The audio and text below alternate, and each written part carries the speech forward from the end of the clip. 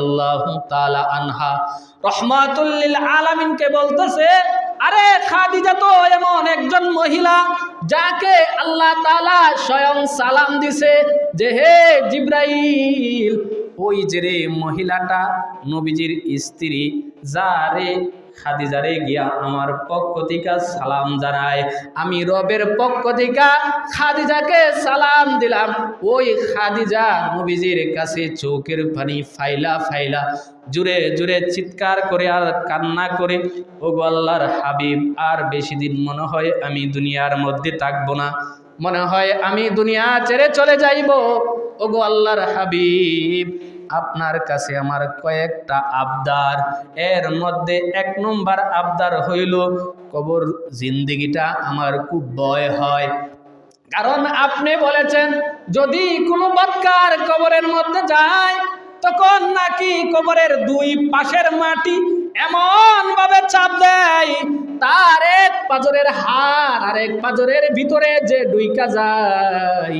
ওগো আল্লাহর হাবিব, আমার খুব ভয় হইতাছে, আমার খুব ভয় হইতেছে। অথচ খাদিজা এমন একজন মহিলা, যেই মহিলাকে আল্লাহ তাআলা দুনিয়া থাকতেই জান্নাতের সার্টিফিকেট দিয়া দিছে, যে বলেছে খাদিজা জান্নাতি, আয়েশা জান্নাতি, ফাতেমা জান্নাতি। যেইভাবে 10 জন পুরুষকে জান্নাতের সার্টিফিকেট নবীজি দিয়েছেন, ঠিক তদ্রূপভাবে 10 জন মহিলাকে রহমতুল লিল আলামিন দুনিয়া তাকায় অবস্থায় সার্টিফিকেট দিয়েছে, ওই সমস্ত মহিলাগুলা জান্নাতি।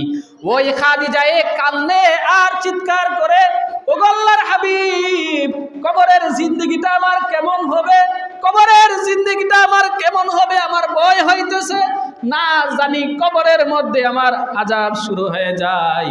ওগো আল্লাহর হাবিব, আপনার একখানা জামা মুবারক আমি খাদিজার শরীরে কাফন হিসাবে দিয়া দিবেন, যাতে কবরের আযাব আপনার কাপড় ছিদ্র কইরা আমি খাদিজার শরীরে স্পর্শ করতে না পারে, যাতে জাহান্নামের আগুন আপনার ওই কাপড়ের, আপনার ওই জামার বরকতে যেন আমি খাদিজার শরীরে স্পর্শ না করতে পারে। এইটা হলো আমার 1 নম্বর দাবি। ওরে খাদিজা, আর কি দাবি?